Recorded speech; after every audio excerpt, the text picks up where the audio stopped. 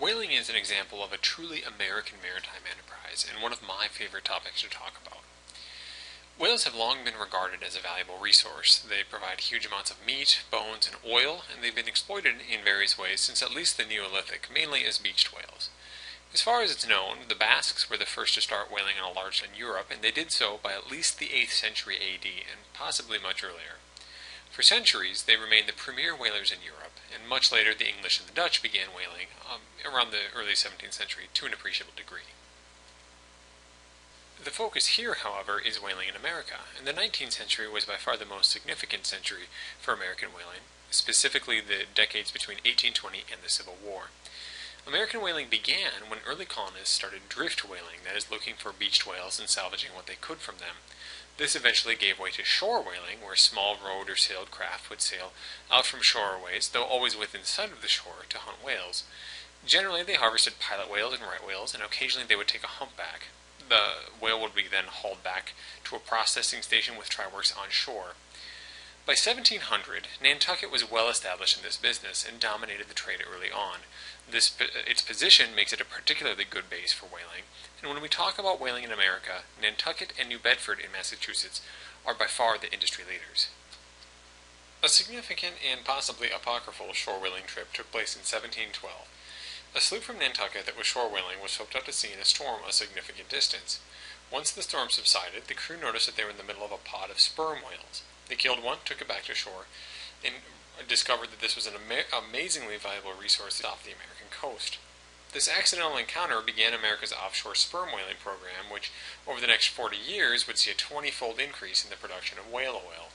In addition to sailing further afield to hunt whales, another major development in American whaling was the advent of the try works, a large brick structure on the weather deck of a whaling ship that was used to render the blubber into whale oil. Prior to the invention of the try works, blubber was barreled raw at sea and then taken ashore to be tried out.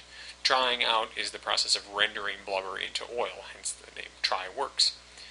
Occasionally, portable try works would be brought along on a whaling voyage and set up on nearby shores. This still, however, introduced an extra step into the harvesting and processing process. The blubber, when barreled raw, would often spoil. This was both very unpleasant and also reduced the yield of valuable whale oil that could be extracted from blubber. Around 1750, the first try works were set up on board a ship. There's an obvious hesitation to this at first, because it meant that you had to have a fire going on the weather deck of a ship. Ships are highly flammable structures. The fire, however, was encased inside of a brick furnace, and it was built on top of a wooden frame that allowed seawater to circulate underneath it, introducing some measure, at least, of safety in this process. The adoption of try works aboard whale ships, which would soon become the industry standard, meant high yields and therefore much higher profits for whaling voyages. The Revolutionary War and the War of 1812 created a period of instability for American whaling. The sale of whale products was very difficult, and there was also a very real danger of attack at sea during this time. However, American whaling continued to expand geographically during this period. In the 1790s, whale ships entered the Pacific Ocean, and within 20 years, American whale ships were working off the coast of Japan. During this time, the American whaling became a truly global operation. After the wars, whaling really took off. During the 19th century, more than 11,000 registered whaling voyages set out from American ports, more than 6,000 of them just between 1830 and 1860 alone. In 1842, there were 882 whale ships worldwide, and 652 of them were American, 74% of all whale ships in the world. As volume increased, so did the size of whale ships. Nantucket Harbor was a notoriously shallow harbor and continually silting in, and as a result could not keep up with the dredging requirements to accommodate larger vessels.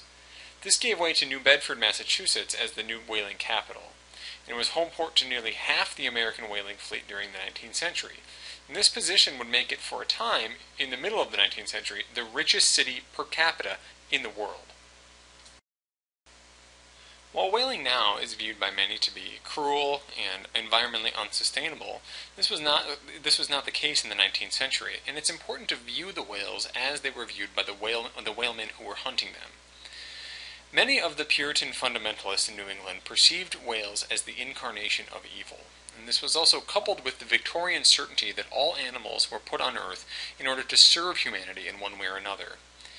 Until the middle of the 19th century, there was speculation as to whether whales were fish with mammalian characteristics or mammals that were masquerading as fish. Comparison of skeletons to terrestrial mammals led naturalists to conclude that they were in fact mammals, but this uncertainty and mystery was present in the minds of whalers that referred to them as fish and referred to the industry as the whale fishery. Of the 9 species of great whales, or the largest whales on Earth, 5 were regularly hunted.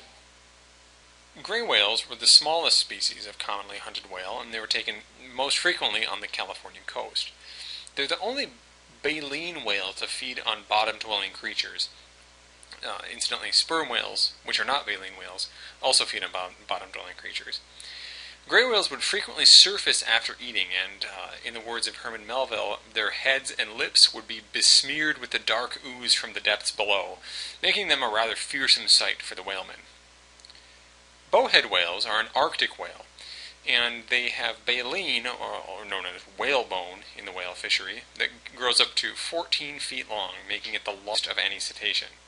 A single animal could yield up to 3,000 pounds of whalebone, making it an incredibly valuable quarry. In the late 19th century, whalebone sold at $3 more per pound than whale oil, and this unfortunate fact led many bowhead carcasses to being jettisoned without processing the blubber. The whalemen were only interested in the extremely valuable whale bone due to the fluctuations in market price, though bowhead whales do possess blubber that can grow up to about 2 feet thick. The right whale was another commonly hunted whale, and it's similar in size and appearance to the bowhead, though it inhabits more temperate climates. The common wisdom regarding the name is that it was the right whale to hunt because it was a lethargic swimmer, and tended to surface very close to where it last submerged, making it easy for the whalemen to anticipate its movements. It also generally floated when dead, which is an important quality when trying to harvest and process a many-ton whale. It grows blubber up to 16 inches thick and 8 feet of baleen, making it a modestly profitable but easily hunted whale. Humpback whales were hunted, though they were not the prey of choice for whalemen. Humpback whales have moderately thick blubber, but grow very short baleen, growing up to only about 27 inches long, making it not an especially valuable whale. They also tend to sink when killed, which poses very significant logistical challenges when trying to hunt and process a whale. They were certainly the last choice for hunting, but they did fascinate many whalemen with its very gregarious and charming breaching and social activities. The sperm whale, however, was the quarry of choice for American whalemen. These spectacular creatures live up to 70 years, dive nearly 2 miles deep, deeper than any mammal. Their clicking vocalization is the loudest sound produced by any animal on Earth, and it lives everywhere, from the tropical waters to the Arctic. It's the largest of the toothed whales and the world's largest living predator. They eat mainly cephalopods and also large fish. Even 30-foot sharks have been found inside their stomachs. They eat between 300 and 700 squid per day, and most famously they hunt and eat giant squid. Worldwide, sperm whales eat 100 million metric tons of fish per year, which is as much as the annual catch of the entire human marine fishery. Spectacularly, though, they can live up to 3 months without eating. They're ancient whales, and the only remaining member of the family Physeteridae, which evolved 23 million years ago, and once included as many as 20 genera. Their form is moving on a visceral level. They seem somehow unformed, unfinished. Ishmael suggested that they had half-formed fetal suggestions of supernatural agencies. Its squarishness seems to confront the water, to defy it rather than comply with the sea. The appearance of the whole whale was largely unknown for most of the 19th century, and they were seen in their entirety only when beached, dead, and decaying. Ishmael also suggested that the living Leviathan has never fairly floated himself for his portrait, so there's no earthly way of finding out precisely what the whale really looks like. They're generally a gentle, timid creature, but could get violent when threatened. They're dangerous at both ends, with their jaws and their powerful tails. They also, on rare occasion, would ram whale ships. The most famous incident of that is the whale ship Essex, which was rammed or stove by a sperm whale and sunk in the Pacific Ocean. The story of the Essex inspired Herman Melville's account in Moby Dick. So what were the products that people gained from these animals? Why go through all the trouble to hunt and process these creatures? Well, one of them was whalebone, or baleen. This is a structure that grows in the mouths of many whales, and they use it to strain organisms out of the water to eat. They're filter feeders. When heated, whalebone can be bent and will stay in a particular shape once cooled. It has products of plastic that were especially valuable in an era before plastic. Whalebone was used to make corset stays, umbrellas, buggy whips, fishing rods, canes, other thin, flexible things that would otherwise be very difficult to achieve with a less plastic material. Whale oil, which would be offloaded of whaling ships in large barrels seen here, had a variety of uses. The chief use, however, was in illumination. When burned, whale oil produces a very bright light and very little smoke, making it an appealing choice for those trying to light their homes or businesses. It was also used in lubrication, the manufacturing of paint, soap, and also in the textile industry to clean coarse wool. It was an extremely versatile product. People even thought that it had medicinal properties. Interestingly, it has since been found that whale oil is one of the only lubricants that still functions under the intense cold of outer space. As such, parts of the Hubble telescope are lubricated with whale oil, and it is still harvested and used in limited quantities. While whalebone and whale oil were the most commonly harvested products from whales, they were not the only products extracted from these creatures. One rather strange good was this, ambergris.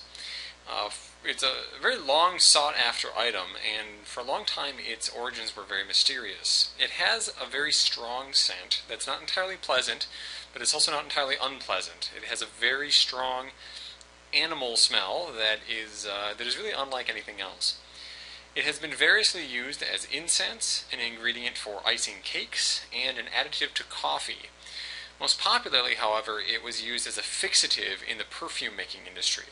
When mixed with other scents, it tends to make those other scents persist longer than if it was absent. Ambergris is a product that occasionally forms in the intestines of sperm whales. It surrounds the squid and cuttlefish beaks that can irritate the linings of the sperm whale digestive tract and kind of forms as a protective barrier around them.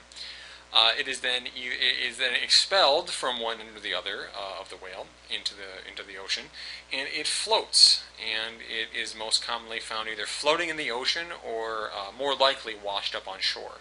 And it comes in a variety of forms, colors.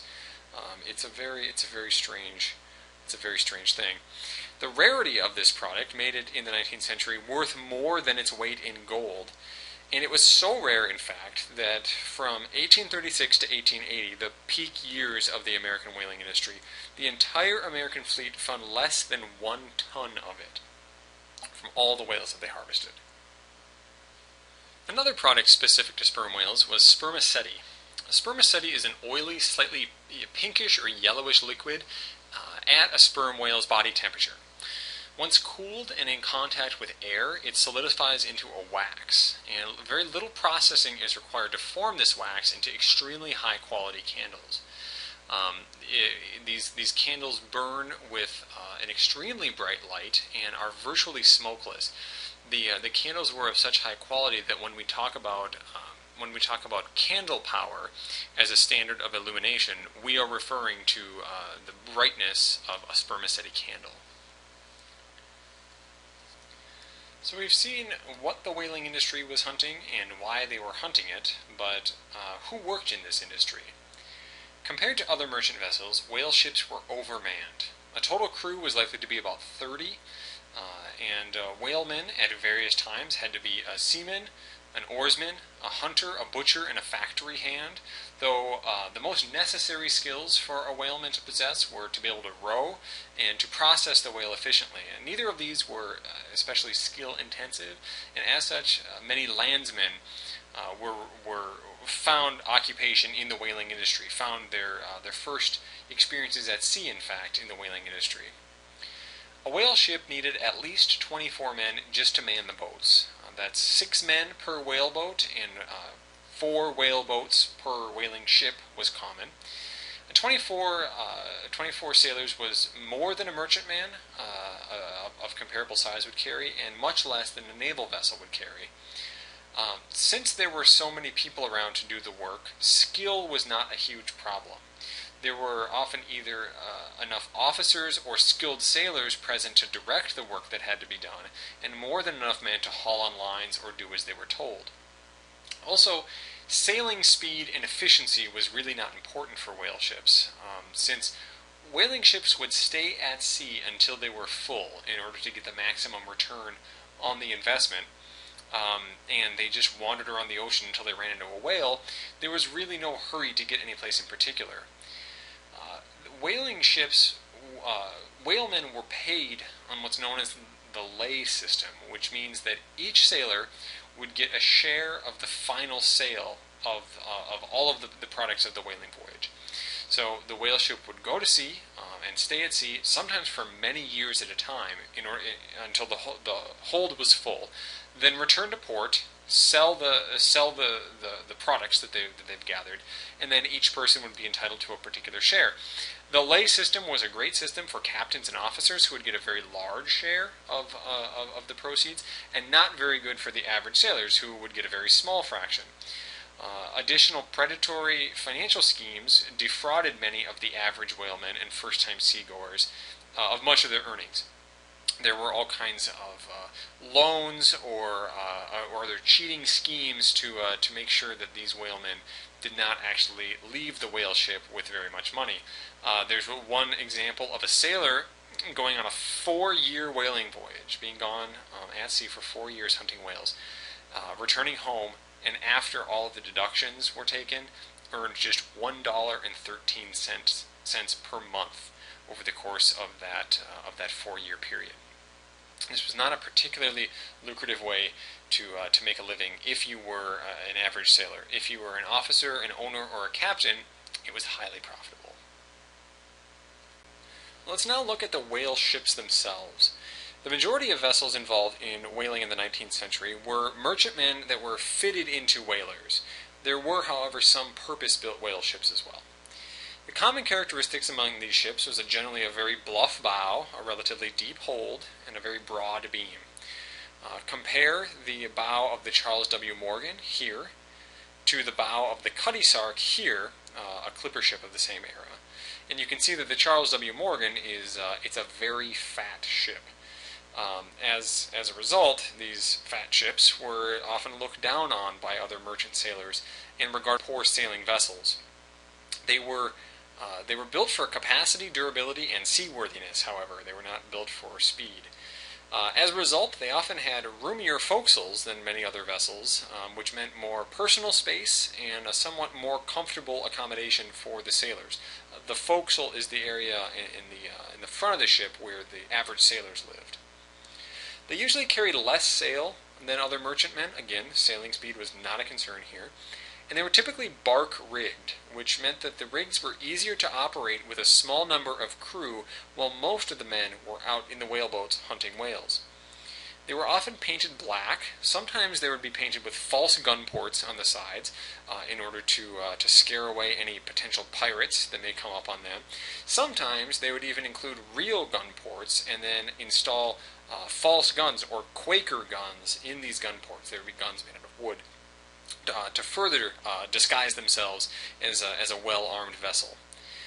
The two most identifiable features of a whale ship are the presence of the try-works on the weather deck, the large brick furnace that was used to render blubber into oil, and the existence of these davits along the sides. These davits would hold the whale boats, the small whale boats, when they were not in use, and they would hold them in such a way that would make them. It was very they're very accessible, and it was very quick for the men to jump into them and launch away from the mothership here in order to pursue whales that were nearby. Though there were many thousands of whale ships in the world at one point, there's only one surviving wooden whale ship in the world left, and that's the Charles W. Morgan. This vessel here. It was launched in 1841 in New Bedford and measures about 105 feet long.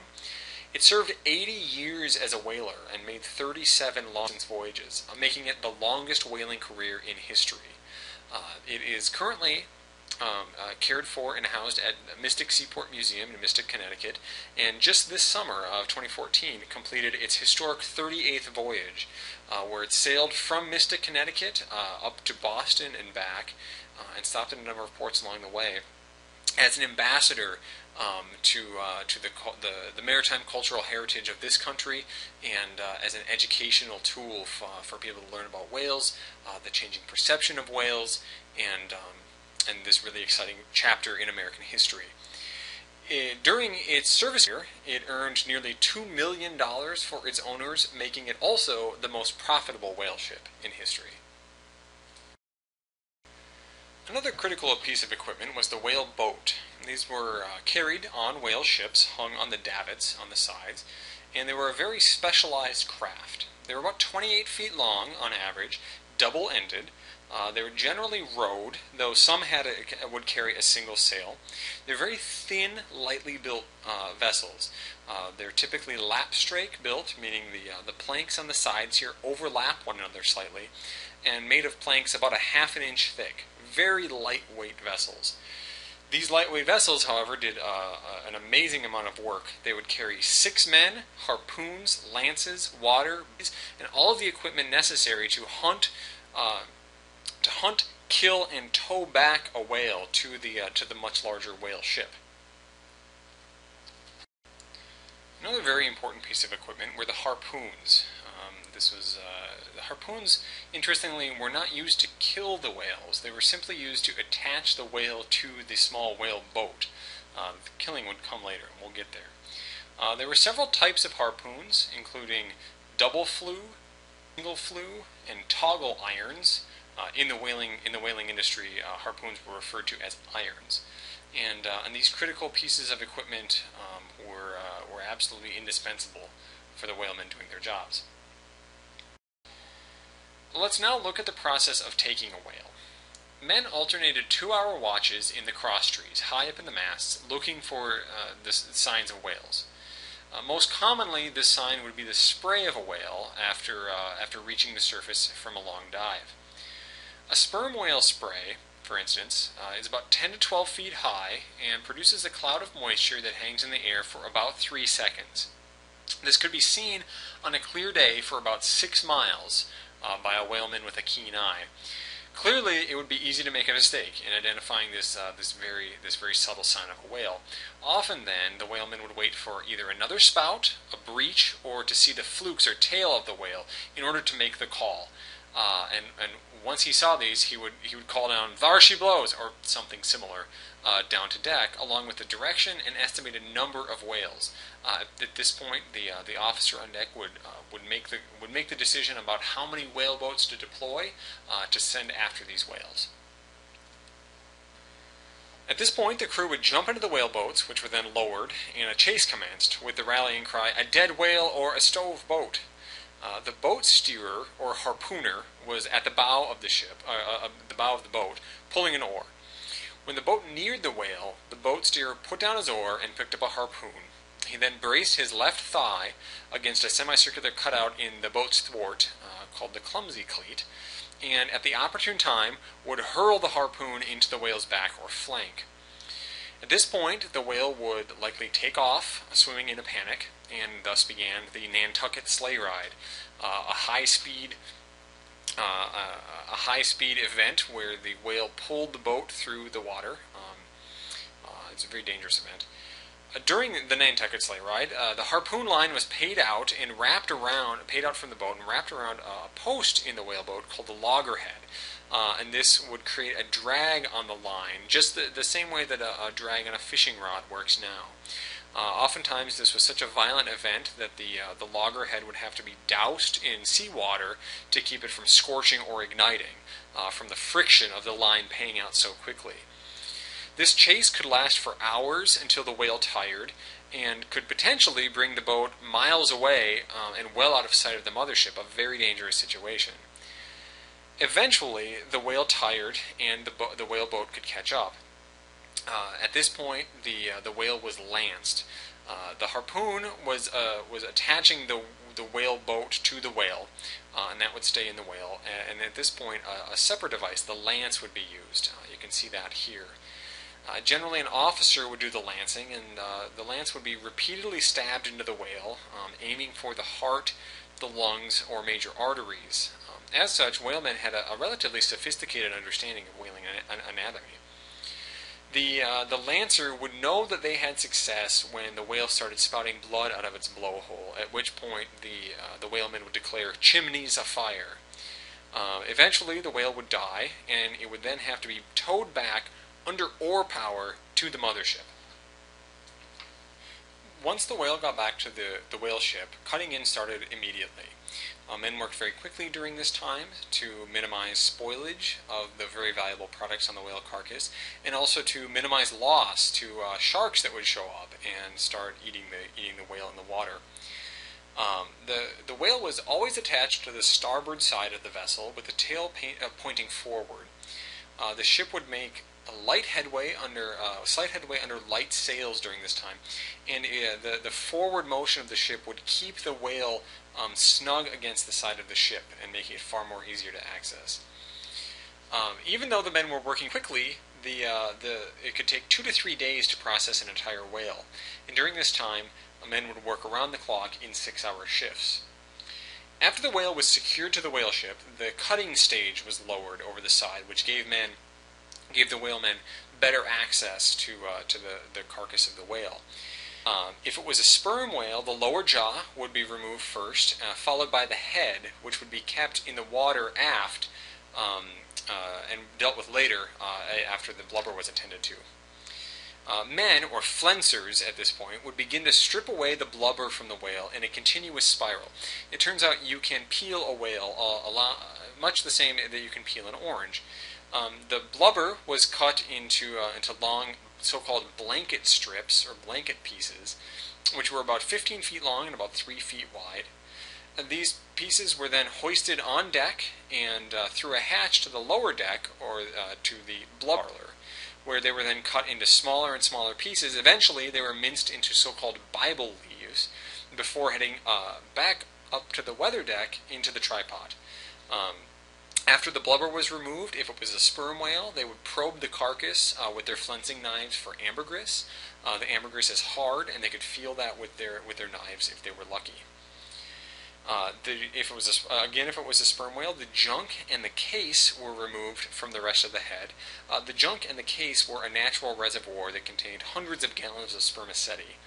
This would then be hoisted up to deck level, cut open, and literally bailed out with a bucket. The spermaceti would be bailed out with a bucket into barrels. Trying out, or rendering the blubber into oil, would begin as soon as there was blubber to boil. During this process, which also ran around the clock, other work on the ship stopped. There were no regular meals. Men would take occasional short breaks for a smoke or a bit of food, which may include the trying out delicacy of ship's biscuit dipped in salt water and fried in bubbling oil, or minced whale meat with potatoes. Both of those were rather popular. The Bible leaves of blubber were put into the tripods and heated with a fire from below, which would render the solid blubber into liquid oil. After rendering, the oil was ladled off into a cooling tank before being barreled. Bits of skin, flesh, or other non-rendered pieces would be skimmed off the top of the bubbling oil and used to keep the fire burning. As work progressed, a dense smoke would obscure the deck and rigging of the ship. Decks would be slick with blood and grease. Oil would be hissing and sizzling in the tripods. And first-hand accounts attest to the amazing stench that accompanied it all. Trying out a whale was quite the scene. This process of harvesting and processing whales would continue until the hold of the ship was full, at which point it would return to port and sell its hopefully very valuable cargo for a handsome profit. At its peak in the mid-19th century, whaling was an industry worth $10 million annually in the United States. Its peak years were between 1842 and 1846, and in these short years, New England whale ships returned home with the oil of 20,000 sperm whales in their holds. Aside from the whalemen at sea, this industry employed nearly 50,000 shoreside workers, and it was a huge boon to the American economy. The Civil War, however, marked a turning point for the American whale fishery. During the Civil War, it was very difficult or dangerous to operate whale ships, and nearly 50 vessels were captured or destroyed during this time. 40 more were purchased and intentionally sunk as part of the so-called Stone Fleet to blockade Charleston and Savannah. Many others were transferred into the merchant service or found employment elsewhere. By this time, too, the effects of overfishing or overwhaling were being felt. Voyages were taking longer and longer to fill the hold, and which discouraged further investment in the American whaling industry. The American whaling fleet, which numbered 514 ships in January of 1861, just before the outbreak of the Civil War, became only 263 ships in 1866, following the conclusion of the Civil War. Another problem for the American whale fishery was the discovery of oil in Pennsylvania and the wide-scale production of kerosene. Kerosene did not burn as cleanly or brightly as whale oil, but beginning in the 1870s it became much cheaper. For instance, in 1880, a gallon of whale oil cost 51 cents, whereas a gallon of kerosene only cost 18 cents. This marked a steady decline in the American whale fishery, and in the early 1900s, less than 50 whale ships remained in operation. The John R. Manta would make New Bedford's last successful whaling voyage in 1925, effectively bringing this chapter in American maritime history to a close. Thank you for listening.